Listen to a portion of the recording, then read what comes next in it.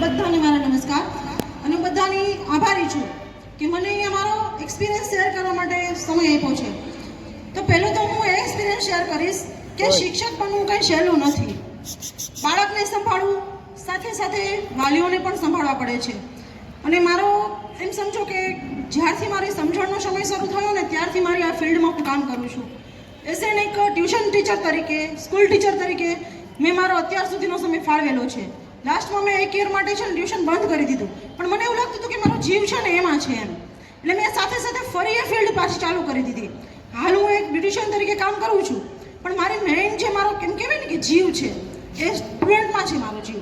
શું કામ? કારણ કે બાળકને ઘડવાનું હોય છે.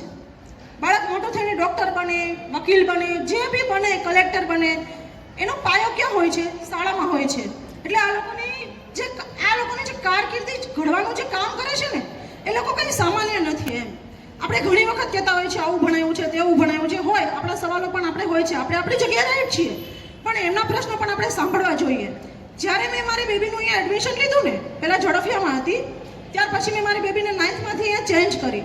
ઘણા લોકોએ મને કીધું કે સરકારી શાળામાં શું કામ મૂકે છે એમ, ત્યાં તને શું મળશે, આવું અહીંયા બહુ સારું ભણતર નહીં હોય.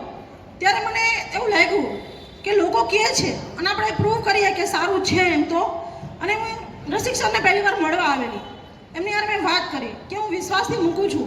અને આ 2 વર્ષની અંદર મેં એવું જોયું છે કે આ લોકોએ સામાન્ય જે સ્કૂલોમાં બધામાં જે ભણાવવામાં આવે છે એ તો બધામાં એક સરખો અભ્યાસક્રમ હોય છે, પણ સાથે સાથે સંસ્કારોનું ઘડતર પણ કર્યું છે એમ. સામાન્ય રીતે ખાલી ભણાવવું, ભણાવીને પૂરું કરી દેવું આવું નથી. તમે લોકો એને મળો, તમારા પ્રશ્નો એને વર્ણવો, એનું સોલ્યુશન એ લોકો ચોક્કસપણે લાવે છે. અને એક સૌથી મોટી મહત્વની વાત છે કે બાળકને ભણાવીને એનો સમય પૂરો થાય એટલે છોડી દેવું, આ બધે બને જ છે. તમે ગમે તેટલા પૈસા ભરશો તો પણ ત્યાં એ જ બને છે કે છોડી દે છે. પણ તમે પર્સનલી મળવા જાઓ અને કહો કે આ રીતનું મને ચેન્જ જોઈએ છે, જો તમને એ બાળક ઉપર પર્સનલી ધ્યાન આપવામાં આવે એવું મોસ્ટલી બનતું નથી.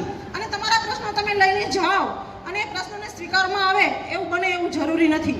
સાથે સાથે રહી વાત એ સંસ્કારોની, એને ક્યાં શું ઘટે છે, ખૂટે છે, આ લોકો એ પણ જુએ છે. એ મેં પર્સનલી જોયું છે.